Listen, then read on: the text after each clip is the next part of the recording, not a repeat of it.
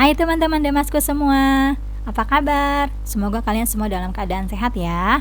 Oke, Assalamualaikum, jumpa lagi. Pada kesempatan ini, Bu Santi akan menyampaikan PPKN dengan materi pemerintahan pusat dan pemerintahan daerah. Kita awali dengan membaca basmalah. Bismillahirrahmanirrahim. Oke teman-teman, kalian masih ingat pada materi kita sebelumnya, yaitu tentang pemilu? Nah, pada pemilu tersebut, rakyat Indonesia memilih secara langsung satu paket pasangan calon presiden dan wakil presiden. Nah, setelah calon presiden dan wakil presiden tersebut terpilih, mereka akan dilantik. Biasanya pada hari pelantikan tersebut, mereka akan mengumumkan kabinetnya. Apa itu kabinet? Kabinet adalah susunan penyelenggara pemerintahan negara di tingkat pusat, ya. Lalu, kabinet terdiri dari siapa saja? Yang pertama, presiden, lalu selanjutnya wakil presiden, menteri negara koordinator, menteri negara yang memimpin departemen, menteri negara yang memimpin non-departemen, dan juga pejabat tinggi setingkat menteri. Nah, ini adalah anggota dari kabinet. Nah, sekarang kita akan lihat nama-nama kabinet dari presiden pertama Indonesia, yaitu Pak Soekarno sampai presiden yang sekarang. Kita lihat nama kabinet Presiden Soekarno adalah yaitu kabinet kerja 1 sampai kabinet kerja 4. Dan juga kabinet Dwi Kora 1 sampai kabinet Dwi Kora 3. Selanjutnya, nama kabinet pada masa Presiden Soeharto, yaitu kabinet Ampera 1 dan Ampera 2 dan kabinet pembangunan 1 sampai kabinet pembangunan 7. Nah, setelah Presiden Soeharto, yaitu Presiden Baharudin Yusuf Habibie, dengan nama kabinetnya adalah Kabinet Reformasi Pembangunan. Presiden selanjutnya adalah Presiden Abdurrahman Wahid dengan nama kabinetnya yaitu Persatuan Nasional. Berikutnya Presiden Megawati Soekarno Putri yang merupakan putri dari Presiden pertama Soekarno. Nama kabinetnya adalah Kabinet Gotong Royong. Kemudian diikuti Presiden Susilo Bambang Yudhoyono atau SBY dengan nama kabinetnya adalah Kabinet Indonesia Bersatu. Dan presiden yang saat ini sedang menjabat yaitu Presiden Joko Widodo dengan nama kabinetnya yang pertama adalah Kabinet Kerja dan yang saat ini adalah Kabinet Indonesia Maju. Nah, berikutnya kita akan bahas satu persatu kabinet. Yang pertama adalah presiden. Nah, ini adalah foto Presiden Indonesia dari yang pertama sampai presiden yang saat ini. Yang pertama Bapak Soekarno, lalu diikuti Soeharto, B.J. Habibie, Abdurrahman Wahid atau Gus Dur, lalu Megawati, Susilo Bambang Yudhoyono, dan Joko Widodo.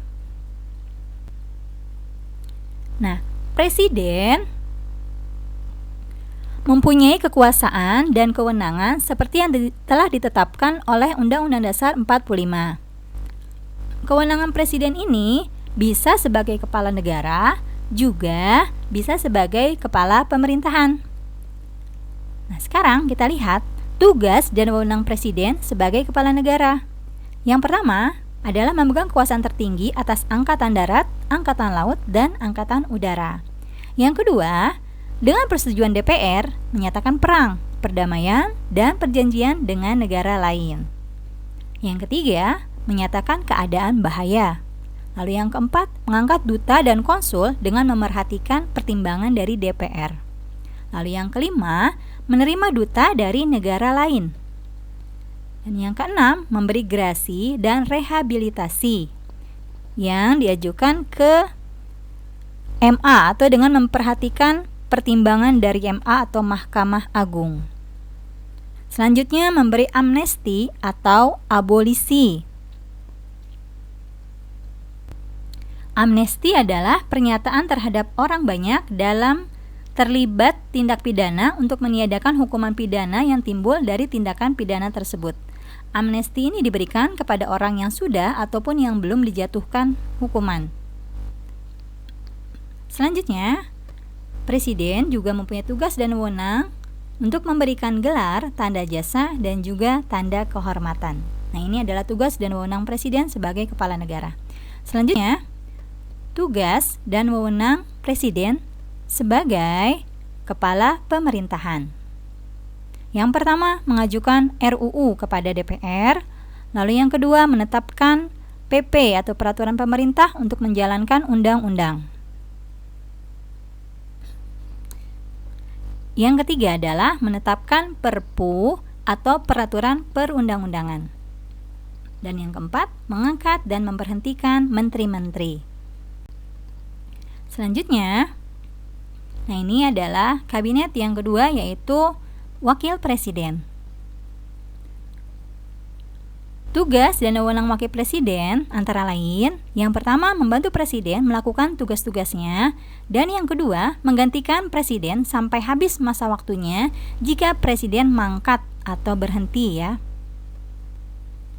Kemudian kabinet selanjutnya adalah Kementerian Negara. Nah, Kementerian Negara ini terdiri dari beberapa jenis ya. Yang pertama, Menteri Negara Koordinator atau disingkat dengan Menko. Apa tugas dari Menko ini? Yaitu mengkoordinasikan penyiapan, penyusunan, dan pelaksanaan kebijakan yang bersifat lintas departemen atau antar departemen. Yang bertugas mengkoordinasi adalah ini Menko.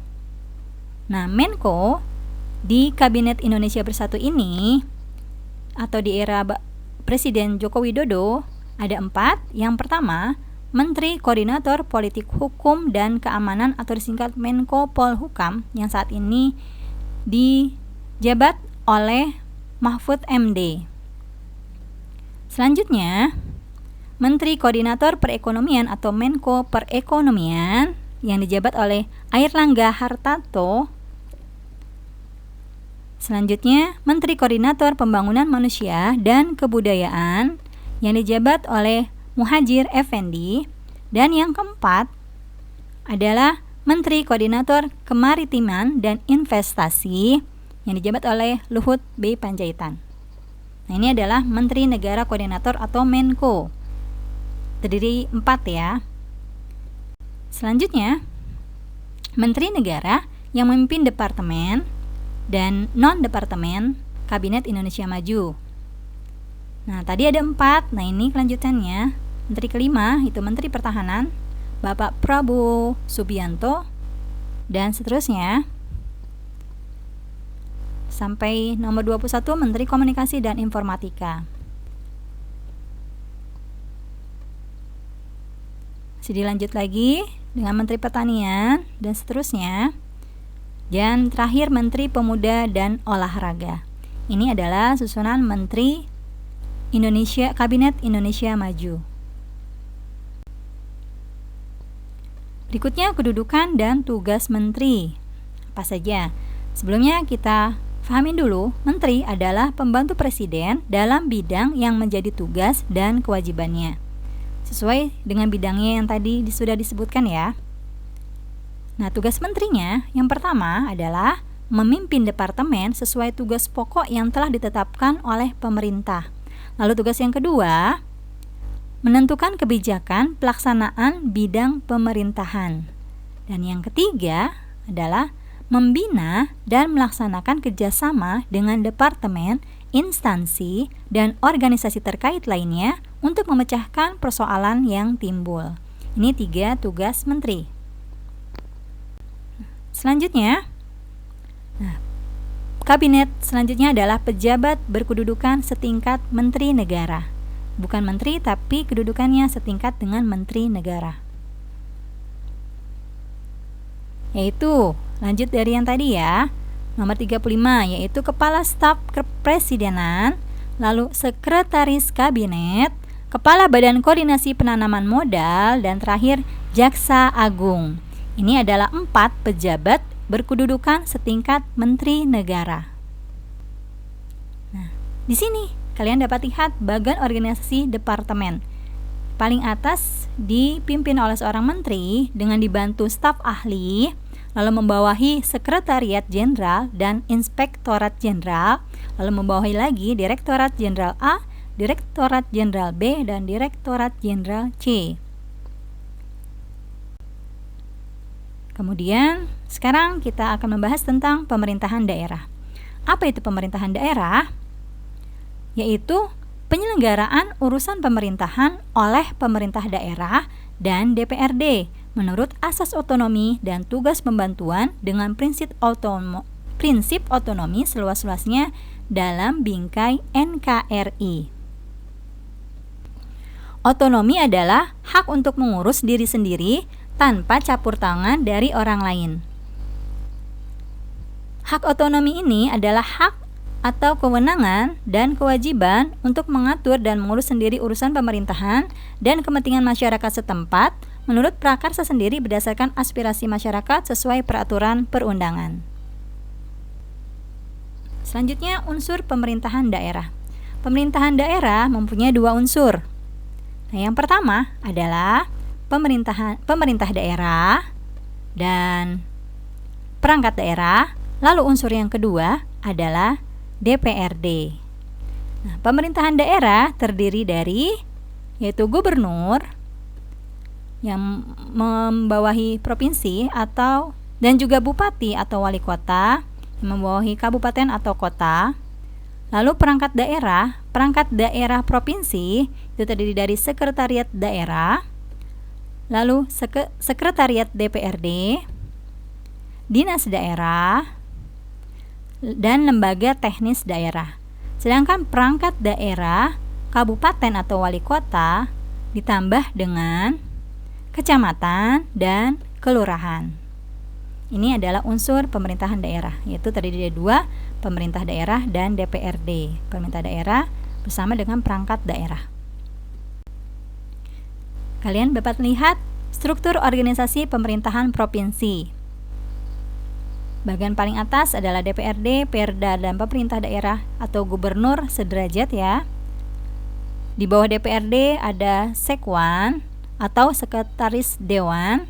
Lalu di bawah atau yang bersama dengan gubernur itu adalah wakil kepala daerah.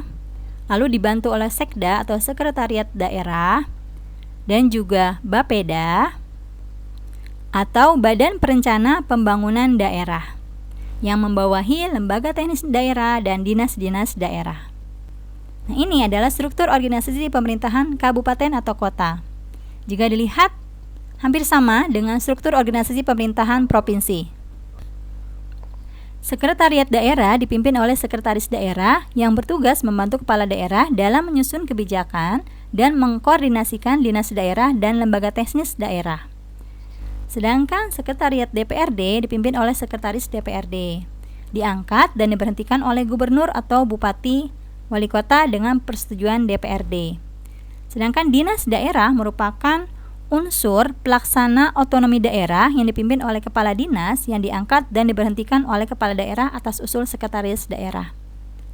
Sedangkan lembaga teknis daerah merupakan unsur pendukung tugas kepala daerah dalam menyusun dan pelaksanaan kebijakan daerah yang bersifat khusus, seperti badan, kantor, atau rumah sakit daerah.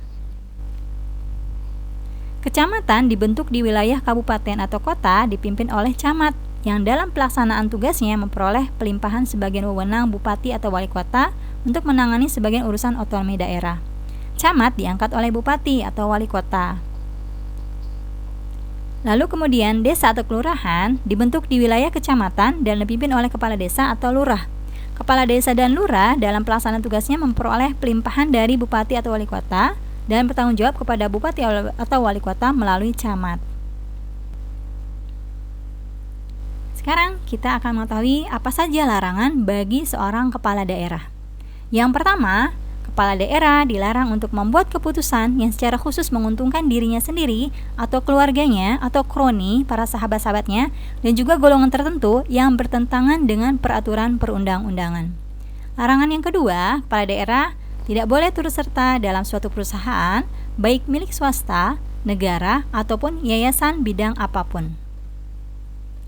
Yang ketiga, kepala daerah tidak boleh melakukan pekerjaan lain yang memberikan keuntungan bagi dirinya sendiri. Dan tidak boleh melakukan korupsi, kolusi, dan nepotisme atau disingkat dengan KKN, serta menerima uang, barang, jasa dari pihak lain yang memengaruhi keputusannya. Dan yang terakhir, kepala daerah tidak boleh menjadi advokat atau kuasa hukum dalam suatu perkara di pengadilan. Nah, berikutnya pemberhentian kepala daerah.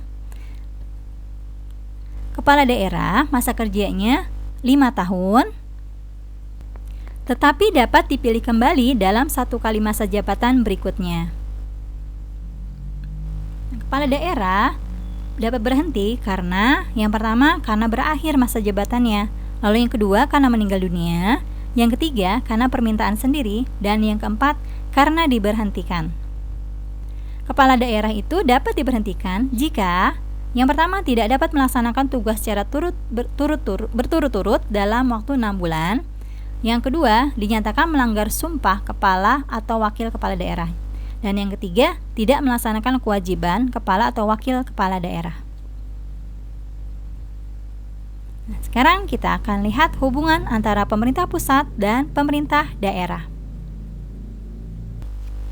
Saat ini, daerah diberi otonomi untuk mengurus daerah sendiri, tetapi otonomi itu harus sesuai dengan peraturan yang berlaku. Otonomi tidak berarti daerah harus terpisah dari pusat. Otonomi ini hanya berlaku untuk bidang-bidang tertentu saja. Pemerintah pusat masih memiliki kewenangan untuk mengurus beberapa bidang seperti politik luar negeri, bidang pertahanan, bidang keamanan, bidang peradilan, bidang moneter dan fiskal nasional, dan bidang agama. Sementara pemerintah daerah menyelenggarakan urusan pemerintahan di luar 6 bidang tadi. Nah, hubungan antara pemerintah pusat dan pemerintah daerah berlangsung dalam beberapa bidang, antara lain. Yang pertama, bidang keuangan, lalu yang kedua, pelayanan umum, yang ketiga, pemanfaatan sumber daya alam, dan lainnya. Oke, demikian materi pada hari ini. Tugas kalian nanti isi pertanyaan yang sudah Bu Santi buat yang ada dalam link. Oke, ulang, tugas kalian adalah menjawab pertanyaan yang sudah Bu Santi siapkan yang ada di dalam link. Oke, Bu Santi tunggu tugasnya ya. Oke teman-teman, terima kasih atas perhatiannya. Mohon maaf bila Bu Santi ada salah. Sekian, wassalamualaikum warahmatullahi wabarakatuh.